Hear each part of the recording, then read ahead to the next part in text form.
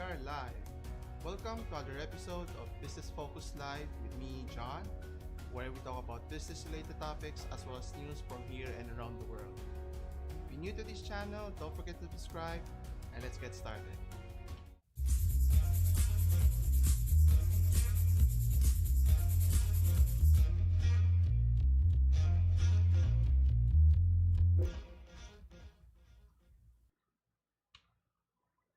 And we're back. Thank you for joining me today.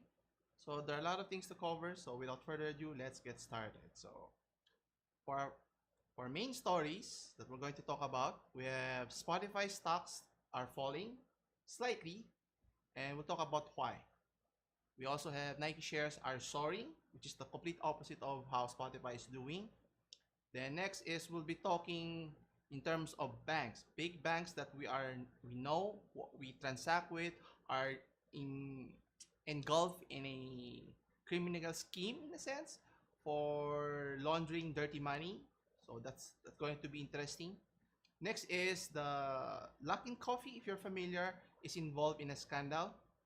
Then later on we'll talk some updates regarding TikTok and how the stocks for Jolibee Food Corporation is not doing so well, and we'll be talking about the public warning regarding the internet slowdown, which is PLDT and smart telecommunications.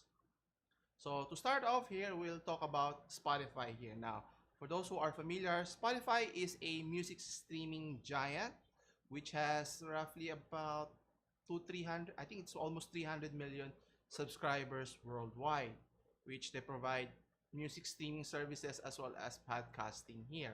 Now, obviously, they've been here for several years and they've been doing tremendously, generating in terms of billions in the northwards of $50 billion. So, why is their stocks falling? Now, based on the article here, let's take a look.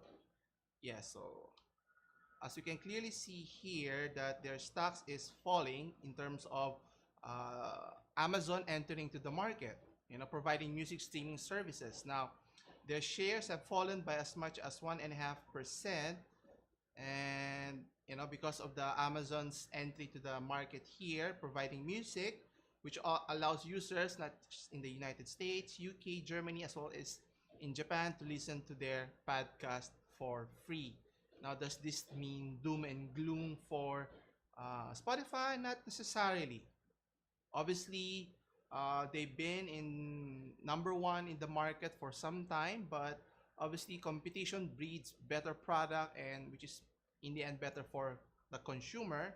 So it's not just Amazon who's in the market, as well as Apple's streaming software or music streaming as well. So let's take a closer look here. So Apple shares fell as much as 1.2%. Now let's take a look at their share index and see in terms of their performance. So for a one-day performance, it's slightly doing better compared to previous days. So let's take a look closely in the 5-day forecast. Notice it's on a downward trajectory, slightly going up. 6 months, it's going downwards. Year to date, you can see it's trending downwards. And if you compare it into a year, so they were doing tremendously all the way to mid-June. Then something happened. What could that be? In terms of start of September, it's on a downward spiral in terms of their shares. So what could be the leading culprit of this poor performance here? Now, obviously, if you have heard, Spotify is recently acquired or partner up with the number one podcaster, which is Joe Rogan, for his Joe Rogan Experience, which I'm a fan of, wherein they paid a sum of 100 million, I think, if that's the right amount, 100 million to have the rights for him to stream in his in their platform. But the question is, how come they're still doing poorly despite of acquiring a very popular podcaster such as Joe Rogan? Now, I don't know if you've heard the latest news in terms of despite acquiring him and starting to stream, when they ported all of his library selections, some of the more infamous interviews that he did was left out, which is kind of ironic. There were based on Joe Rogan's words, that there were specific arrangement that there nothing will change in terms of his streaming from YouTube going to Spotify here. But there are some backlashes as to he's being controlled in terms of the content, what's going to be released. Well, this doesn't bode well if you're Spotify. If you think about it, you're trying to attract more podcasters to your platform because other companies such as Amazon, as I mentioned earlier, and then you have Apple, who are trying to compete in your market space here. So in terms of Amazon here, like I mentioned earlier, so you can see here they are offering music, music, a range of paid and free, which is ad-supported options to access the service here. And you can see here Amazon Prime customers. So if you're already an existing customer, so you can apply for this service for free, right? So this is just an added service that Amazon is providing. I think similar to how Apple is providing their services. So it's just a added value service on top of the service that they are already providing. Now, obviously, Spotify is only a music streaming software. So the problem here is that's why they're not suing, but they're filing a antitrust. I don't think they're the one filing, but the government is filing an antitrust issue with regards to Apple's preference. Obviously, if you have your own music streaming platform in preference over Spotify, it provides a biased preference here. Now, obviously, in the end, Spotify might lose out here, and this could affect the tens of millions of hundreds of millions of users here. So if we were to take a closer here, so you can see here, obviously Amazon's advantage here is the ecosystem that they have here. Not only you have the Prime subscribers, then if you have the music streaming, even the video streaming, and then you combine that with the voice activated Echo devices, which would enhance your experience here. So if you need to watch a film, similar to how the Google device works, is how Amazon is trying to pitch its services. So it's an ecosystem which is, would make a compelling case for users. But obviously, as of right now, their user base is slim compared to Spotify. So I think Apple and Prime subscribers or Amazon subscribers are only in the tens of millions of subscribers. So it's still lagging far behind in terms of the total subscription base of which is Spotify. But if Spotify is not careful in terms how they treat their competitors, or if they don't innovate, they will be caught up, and worst case scenario, they'll be left behind.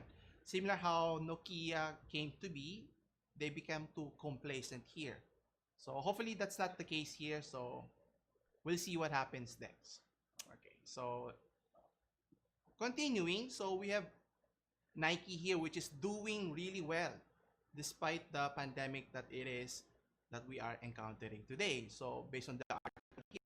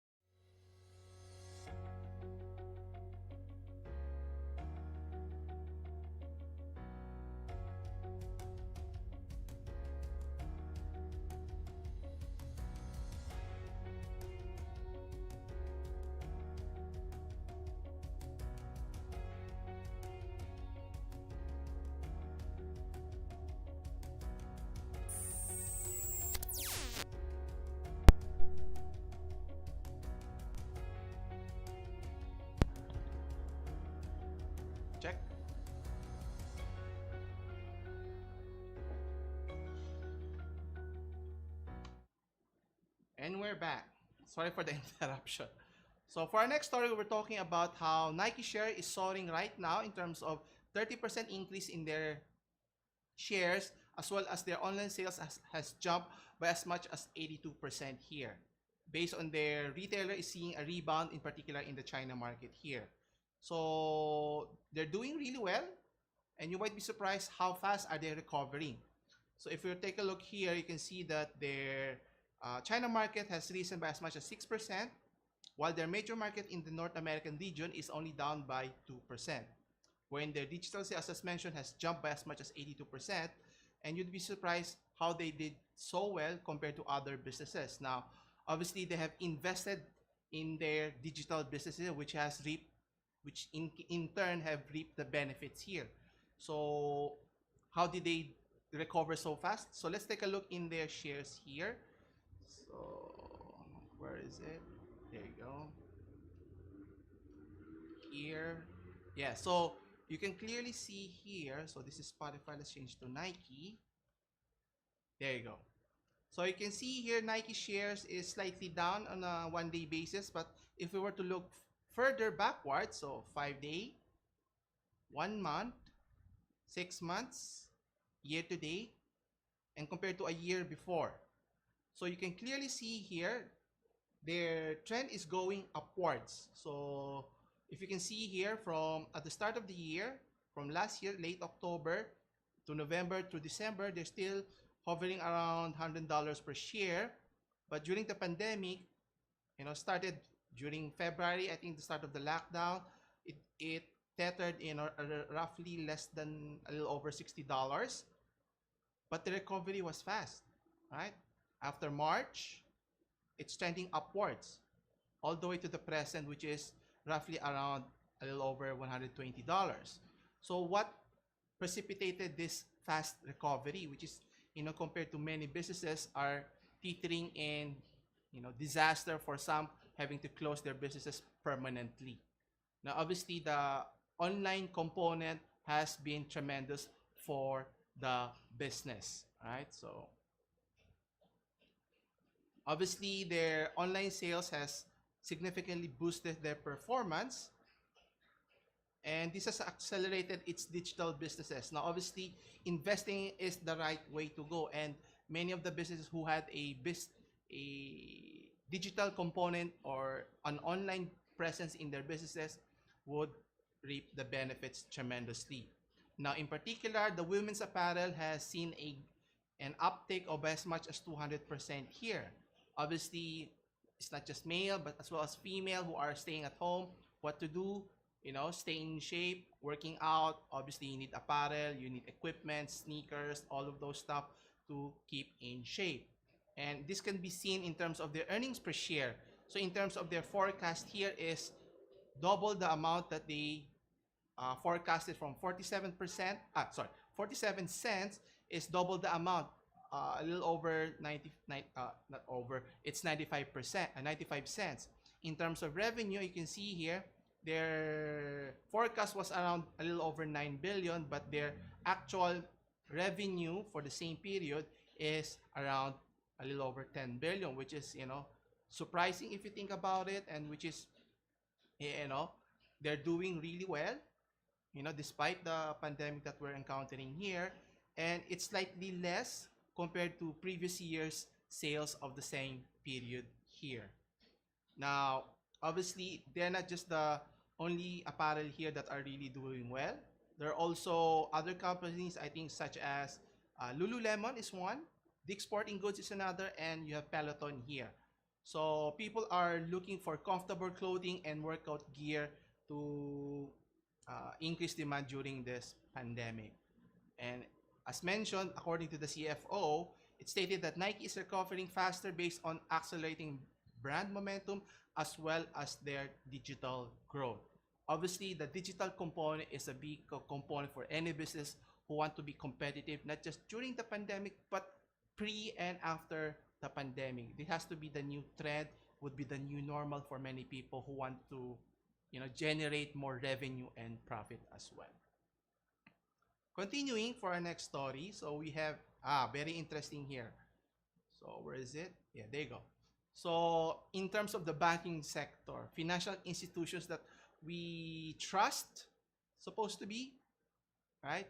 Trust in terms of keeping our money safe, that they are ethical in terms of their governance, dealing with businesses as well. But based on this article in Business Insider stating that uh, many big banks, based on the leaked documents, according to the Financial Crime Enforcement Network, that stated that there were suspicious transactions that amounted to as much as $2 trillion.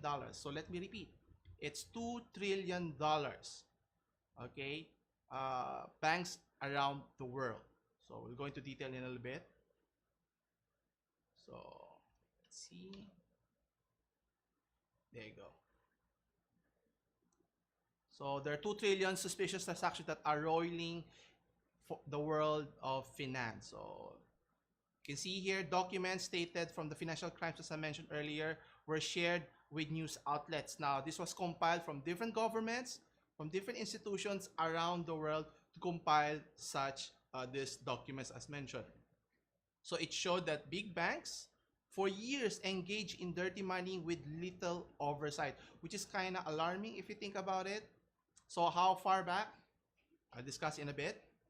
So here are the banks that I mentioned. So to name a few, JP Morgan and Chase, you have HSBC, you have Barclays, as well as Deutsche Bank. Okay, so here's the details of the article here. So as mentioned, how many articles are we talking about? So it's stated here there were thousands of leaked documents shared with journalists have shown how some of the world's biggest banks for years facilitated the movement of dirty money. Now you'd be surprised how long this has proliferated. So it goes back as early as 1999 all the way to 2017. That's almost 2 decades, right? So it's kind of concerning if you think about it. And again, based on the Financial Crime Enforcement Network, it stated that they were compiling suspicious activity reports, and these leaked documents provided a little over 2,000 documents, which is a fraction of the total documents that they were able to compile. Okay, so as mentioned, this indicated that they facilitated the movement of criminal money, dirty money, for different individuals, governments, or nations, so to speak. So just to name a few, so the main culprit here, based on the article, so let's take a look again. So out of the 2 trillion suspicious transactions, 1.2 trillion was moved through using Deutsche Bank, which doesn't bode well if you're transacting using Deutsche Bank. And then you have the rest, which was processed by using other big banks such as JP Morgan, Standard Chartered, and many more. Now, to give you an example, right? So here you have 2,000 leaked documents. Guess how many total documents were compiled? 12 million suspicious activity reports. That's a lot, right? With the cooperation of many institutions around the world. So let's take a look at an example here. So here we have HSBC, right? Having laundered money with the company WCM 777, which they used a Ponzi scheme to victimize thousands of immigrants here. So the amount we're talking about is around 80 million. Okay, so back in 2013 and 14, the bank moved fraudster money from the United States to Hong Kong, despite having promised to clamp down on money laundering. And what's interesting here, that the year before, there was a Senate investigator, U.S. Senate investigation, wherein the bank was already fined for almost $2 billion for its role of channeling cash for what the investigators called drug kingpins and road nations. But I guess they never learned their lessons, and obviously banks have I wouldn't say infinite resources, but they have a large resources of financial resources that they can use. If you pay a penalty, you continue with your business and so forth, which is the case here, right? They never learned anything. Maybe you need to increase the penalty and the severity of how will it impact the company and those who are the decision makers within the company. Okay, so they targeted, as I mentioned, immigrants, poor communities, in terms of Asian as well as Latino immigrants here. So that's just the HSBC. So next we have here banks that dealt with uh, Kazakh's politician. Here we have JP Morgan Chase, which is the culprit here. So it's not just JP Morgan and Chase. There are other banks that are involved in this endeavor. So you have Bank of America, Citibank, American Express, wherein they process millions in transactions linked to a Kazakh politician, which was wanted by the Interpol. So this pertains to the family of Viktor Krapunov. I hope I'm pronouncing his name correctly. So a mayor of Almaty, Kazakhstan, used JP Morgan, as I mentioned, to handle millions of dollars in transaction. So technically, they laundered their money, right? Which is, they were accused of money laundering, fraud, and the creation of organized crime groups here. So just to name a few. I think we have one more here. Let's see who's the other one. Yeah. And we also hear Arkady Rotenberg, who is a Putin or president, the Russian president Putin, which is an associate, have used Barclays in this case, Barclays Bank, to launder money and evade transactions here. Okay, so Arkady Rotenberg, which is a childhood friend of Putin, is among several associates who were put under the European Union and US sanctions. So Arkady Rotenberg is a billionaire here. So as you can see, the common denominator that they all have here is they are involved in one way or another with laundering, scandal, illicit money, and of such.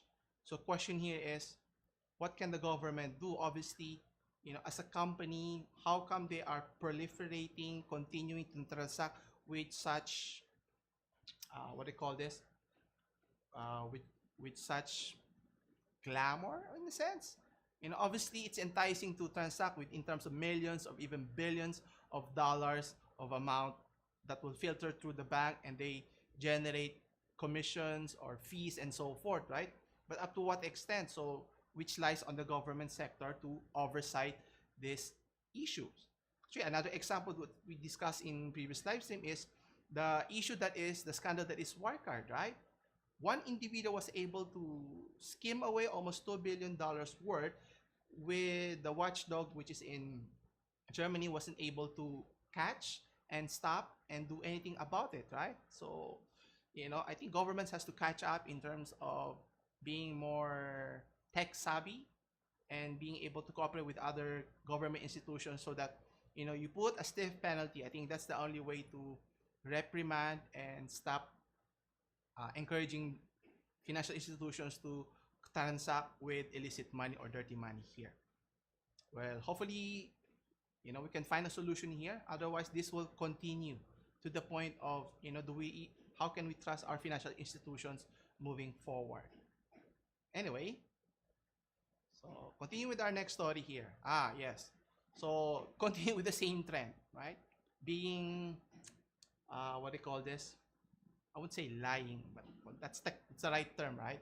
So not putting the best foot forward, trying to cover up mistakes.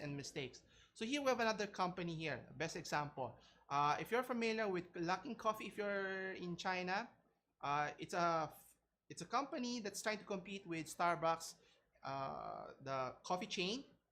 So there are other companies aside from the Luckin Coffee chain, which was fined for over $9 million for their scandal. So what do we mean? So let's take a look here.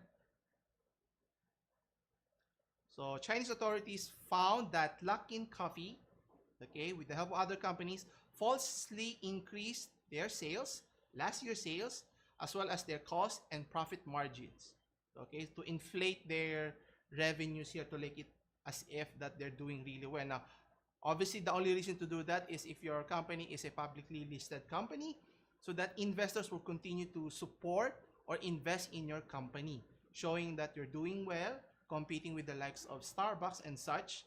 But, in reality, that was not the case. Now, obviously, it's not just the Chinese chain Luckin Coffee.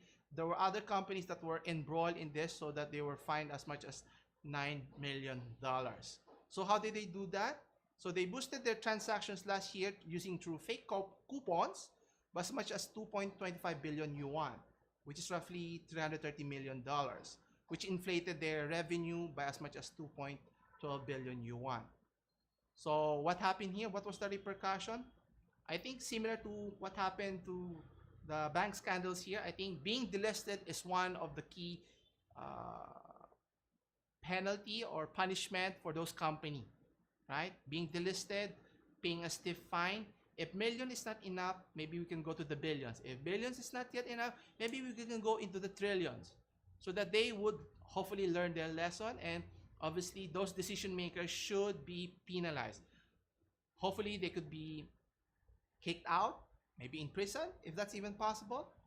And as mentioned here, so they're being delisted in the New York NASDAQ, as well as removal of top executive. I think this is a one of the solutions that they could implement here, not just in this particular scenario, but in other instances as well. Okay, so going back, so they were only established here only as recent as 2017. The goal was here to dethrone the Starbucks chain that is the big giant Starbucks. Now, with using aggressive strategy, enticing customers with app-based purchasing model was a way to, gain a market share. But I guess, they underestimated the power which is Starbucks here. So obviously the shares are into free fall. What would happen next year? We have to wait and see, if they're delisted, where are they going to get their investors now? So what would happen here? Would they be bought out? Will they be acquired by Starbucks and such? These are the things that happens if you make wrong decisions, or not just wrong, bad decisions at that. Okay, so continuing. So in terms of gaming, yes, here's something interesting. So, in terms of scandals that we've been talking about, here were big news in terms of the tech and gaming industry. So we've been talking for the past week regarding, in terms of gaming, which is the better console here? Is it the Nintendo Switch, Sony PlayStation, or even the Microsoft Xbox Series S or Series X, right? So obviously, based on recent reports in terms of the titles of games that you're able to play in the upcoming launch, PlayStation was the running away with the masses. But until Microsoft did this by acquiring a major publisher, which is Bethesda, which owns the rights to Fallout. You have also have Elder Scrolls, Wolfenstein, and even the Dishonored, and as well as the Doom series. Okay, so let's take a closer look. Here we have here. Okay, so as I mentioned here, Microsoft is buying Bethesda publisher in the amount of $7.5 billion. So let me repeat, that's 7.5 billion. That's a with a B, right? That's a major acquisition. Now, obviously, this is a plus for Microsoft, the company, especially for the gamers who are using Xbox here, since it gives them a plethora of older games that they have, as I mentioned, especially if you like Fallout, you haven't played Fallout, the Elder Scrolls, and Wolfenstein and such. Now you can play it in your Xbox consoles, right? And not only that, future games that they're going to be developed is already readily available if you have Game Pass in Xbox. So, it's a compelling reason why you should switch or use Xbox here. Even I, who is a loyal Sony PlayStation, user, and it's something that I'm really considering whether I should still, buy the PS5, or maybe I should switch to an Xbox Series X or Series S. But anyway, so let's take a closer look here. So as I mentioned, so what they're buying is not just Bethesda, but their parent company, which is ZeniMax Media, okay, which has several companies underneath it and some of the popular games that we have mentioned here. Now, the key here for Xbox here is the Game Pass, okay? It's not just about the publishers that they acquired, but it's the games that they are making available in their Game Pass library, which is, as mentioned here, they have more than 200 games here. Now, obviously, if you're looking at their catalog, the value for paying for the subscription makes it all the sensible here. If you're paying $10 to $15, right? So rather than buy a single game, which is around $60 to $70, you just pay $15, you can play several games already. So if you're efficient here, I think you can play several games a week, and still pay for the $15, and it's money for value here. So, but the key question here is, what will happen to Sony here? Now, obviously, Sony has been reaping the rewards in terms of its exclusivity, right? With the upcoming Elder Scroll, after Skyrim, then you also have, after the disaster which is Fallout 76. Hopefully, they can release, Fallout Vegas, the sequel, or even Fallout 5. Okay, and then you have Doom, and then the sequel for Wolfenstein, and so forth. So what will happen here?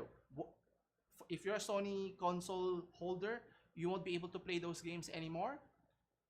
Well, if Xbox wanna really push the marketing strategy here, they wanna make it exclusive, but I think Xbox has a different strategy here altogether.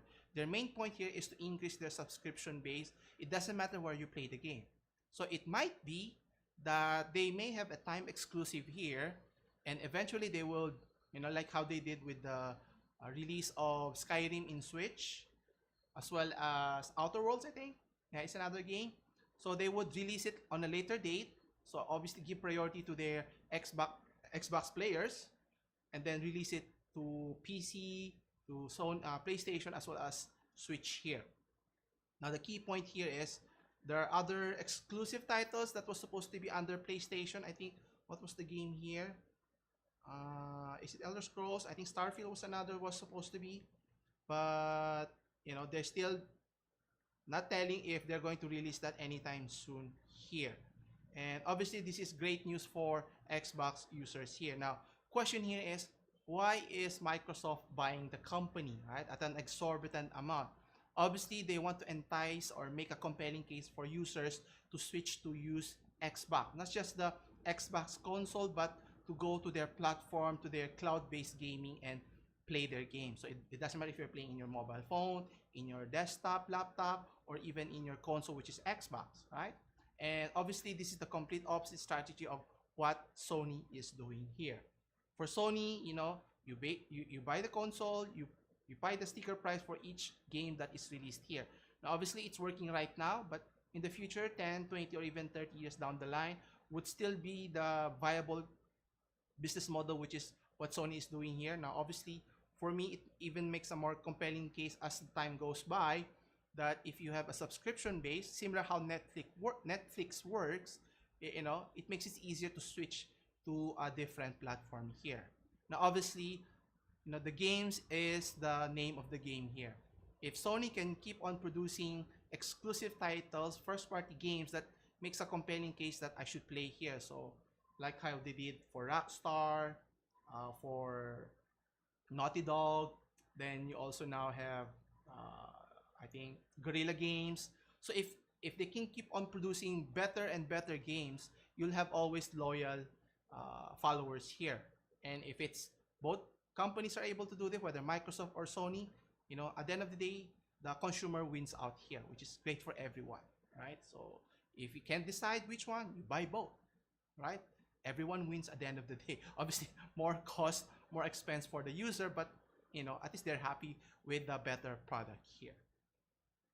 Continuing for some updates. So next we'll be talking about TikTok, which is the never-ending saga, which is TikTok. Now we've been talking about TikTok's issue regarding what will happen here. Will TikTok be still in business, which is their deadline is fast approaching or has already approached? I forgot. And then who will own it? Will it be there were talks of Microsoft was in talks, and then there were also Oracle, and then there were also Walmart and even Twitter, I think. And then there were conflicting reports. So based on the latest article, so ByteDance, Oracle at loggerheads over the terms of the TikTok agreement. So who would eventually own the TikTok global brand, which is a separate entity of TikTok, which is under ByteDance here. So let's take a closer look. So as I mentioned earlier, so there have been conflicting statements regarding who will own the majority stake, which is TikTok Global. Now, obviously, to appease what Donald Trump has been saying, it has to be totally devoid, or not devoid, separated from the parent company, which is ByteDance here. So what they're doing here is to separate the company, which is ByteDance, as well as TikTok Global. So as you can see here, so based on the article, ByteDance said that Monday it will own 80% of TikTok Global, okay, a newly created US company that will own most of the app's operations worldwide, while ByteDance added that TikTok Global will become its subsidiary. Now, obviously, this is in favor for ByteDance, but it's not what Donald or President Trump desires. Obviously, he wants more American control in the said company. So, again, this is based on the article here that Walmart and Oracle and Walmart respectively will take in 12.5% as well as 7.5% here. So that's 20% in total. So majority ownership of TikTok would be in American hands. Why? So that's already 20%, right? Then under ByteDance ownership, okay, of TikTok would be distributed to the ByteDance investors, which makes up 40% of American investors here. So technically Beijing or the Chinese government would have no stakes here. So what they plan to do, so in terms of corporate governance arrangement here, so the company disclosed that TikTok Global does not award total control to Oracle or even Walmart here. So what they plan to do is to create a board that consists of several individuals from different groups. So you have one that the CEO of Walmart, which is Doug McMillan. You also have the founder of ByteDance, which is Zhang Yiming, and then two of the top investors in ByteDance, which is General Atlantic as well as Sequoia Capital here. So will this appease the government, the US government? I think this looks promising here, but the question here is, will the Chinese government approve of this? Well, I think based on the latest article that was posted, that they're not in agreement.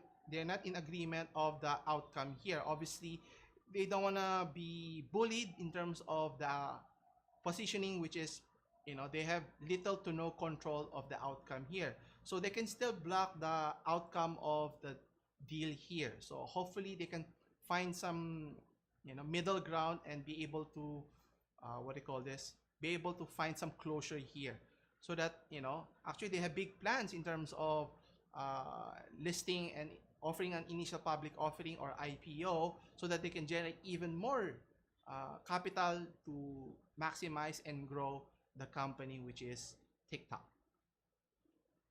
Continuing, so I had some technical difficulty yesterday. I was streaming yesterday, but there was some problem with the uploading. That's why I did another stream today.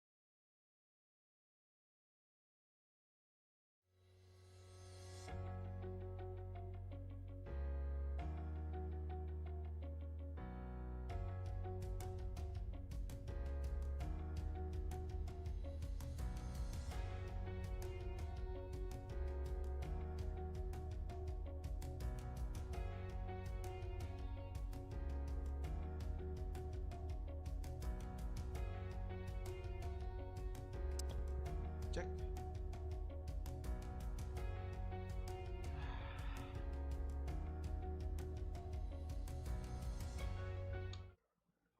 And we're back. Uh, it's a difficult interaction with my audio today. Anyway, so continuing, so as I was mentioning earlier, so we've been discussing throughout the live stream regarding in terms of which companies to invest, in terms of stocks going up, is it the best time to invest, or is it when stocks are going down, is an opportunity for you to invest on it. So for the local news, as I mentioned, we here have Jollibee Foods Corporation who are not doing so well. So is it the best time to invest? So you decide based on the article here. So let's take a look here. So investors are lukewarm on Jollibee Foods after Financial Times Stock Exchange rebalancing here, so or FTSE here. Anyway, so obviously Jollibee Food Corporation is a major company here in our country. So their stocks are being traded heavily last week because of what? Okay, because of their poor performance in this past quarter. Now, in terms of their shares, you can see here that their market price is now hovering around 130 pesos here, 4% lower compared to a week. So let's take a closer look in terms of Jollibee Food Corporation.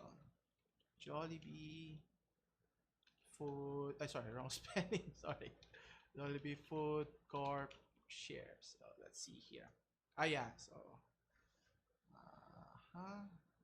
So you can see here, so their price is ranging from, oh, where is it? Ah, they're here. There's Market Watch. So let's take a closer look. Okay, so it's still loading. Okay, let's wait. There you go. So let's take a look in their charting. So that's just one day. So right now it's hovering around 138. So let's take a look 6 months ago. So let's look at their performance. Okay, it's loading still. So obviously they've been doing poorly. So let's take a look even further compared to a year. Okay, so you can clearly see here. So compared to late last year, they're still hovering above 200, but you know, with the start of the year, if you notice, it's trending downward from early January all the way, you know, going, you know, to as bad as during the pandemic, which is around March 16 here. You can see that the price, you know, plateaued at 121, which is, you know, which is bad in a sense. And if you notice here, it's not recovering, similar to how we discussed Nike shares earlier, and it's still hovering around between 100 to 150 pesos here. So what attributed the poor performance, which is Jollibee Food Corporations? Now, obviously, some might think that, you know, Jollibee Food is a very popular, you know, very affordable product. So why did they generate as much revenue that, you know, one would expect, since they offer food and services here? Now, is it because of lower demand? Not necessarily. So what brought about here? So, well, based on their activities, they are focusing primarily on expanding their reach and market share abroad rather than focusing on increasing or doing well in their domestic market. So let's take a look here. So where is it here? Yes. So they plan to open more stores. So let's see here. In particular here, so they plan to open more stores in California as well as in Canada. So that's more in the North American regions. They also plan to open stores in Liverpool, which is in the United Kingdom. So they also plan to open more stores in Leicester in England as well. So they plan to expand 50 restaurants in Europe in 3 to 5 years, which is, you know, based on their increase in shares and in profit, you know, it's looking even more promising to expand their reach. But obviously, they might, not necessarily might, they have seemed to have neglected their local market, their dominance in their local market, you know, which affected their bottom line here in terms of comparing to other companies that did poorly, but not that to the point of losing as much as 20 billion pesos here, which is the case what happened here in Jollibee here. So you can see here that revenues declined by a fourth of 60, almost 63 billion from the first semester, and attributed net loss of not 20 billion, sorry, 12 billion pesos. So which is a reversal of a 2.5 billion net profit of the same period compared to last year. So meaning what happened here? They did not prepare, did not anticipate, or did not make the necessary changes and still continued with their strategy with what they did at the start of the year and not adjusted when the pandemic occurred. Now, obviously, they're doing well in the international markets, but they seem to have neglected their poor performance here in our domestic market. Now, hopefully, they can still recover because they still have the second half or the latter half or the fourth quarter, which is the holidays here, which will rebound here. But the question here is, if you're an investor, is it a good time to invest in Jollibee Food Corporation? My advice is it's the best time because the price is now low. Eventually, it will go up again. Hopefully, it will go to above more than a 50. And best case scenario, it reaches back to the levels of 200 pesos here. So let me see here. What was the highest peak that they were able to reach? Yeah, a little over 200 pesos here. So you can, get a substantial amount in terms of how many shares you're going to invest in Jollibee Food Corporation. Okay. And finally, for our last story here, now some of you, pre-pandemic, when we travel from different places, especially if you go to the province, the distance so far, you feel tired, you want to sleep, but it's not possible. But with the advent of better technology, like in the case of electric vehicles, like in the case of Tesla vehicles, that the car is self-driving. Now, it's not fully automated, but it can drive itself. But guess what happens? People always take advantage of technology, and in this article, which is kind of funny. Well, funny in a sense that no one was harmed in this incident. So a Tesla driver, sorry, was found asleep at wheel of self-driving car doing 150 kilometers per hour. Okay, so the man was charged after discovering speeding in Alberta Highway, which is in Canada. So police say both front seats were completely reclined. So if you're in a highway, you would be surprised or scared what the heck is going on if you don't see anyone driving or holding the steering wheel here. Well, obviously right now, Tesla has this technology that if you're in a highway, you can let the car drive itself, but not fully automated. You cannot leave it as it is. Now, obviously, maybe the person here is sleepy and not sleepy, actually slept already and had to sleep. So when the cops find out, this was alarming. This could have turned into a catastrophic event. Well, thank goodness that did turn out the way it is. Okay, so let's take a closer look in the article. Yeah, so as I mentioned, so the man was charged for speeding and dangerous driving after he was found asleep at the wheel of the self-driving car in terms of how fast 150 kilometers per hour here. Now, obviously, it sounds funny now after the fact, but if things turn out differently, if we were to hit a different car, it would be a sad story to begin with. Anyway, so the car appeared to be self-driving, so it would be weird seeing a car driving by itself, no one driving in it. Then traveling over 140 or 150 kilometers per hour, where both people were asleep, right? Now, obviously, this technology has gone a long way from being in the carriage, horse pulling your carriage, to cars, and then now cars driving by itself. Now, obviously, the technology is not yet to the point that you can rely on technology to do the driving for you, right? And it's not an excuse. If there was an accident, the one person who was sleeping would be at fault here. And I think that should be reiterated, that for all people who is using technology, at the end of the day, the one who's using it should be held responsible here. That no matter how good or how bad the technology is, it's always the user who has to be responsible here. Hopefully, it's a learning experience for everyone that, if you're tired, you should park aside and, nap a bit. And then once you're recuperated, then you can drive again and go to where you're supposed to be going. All right. Anyway, so I think that's about it. So I think there was no internet connection disruptions here apart from my technical audio disruptions here. But anyway, so if you have any questions about today's topic, you can always check the articles. I'll leave the link in the description below. Also, don't forget to hit the notification bell icon so you can stay updated with the latest news, as well as other videos in this channel. Also, don't forget to hit the like button if you enjoy watching the show. As always, thanks for watching. I'll see you again next week. Same time, same channel. Take care.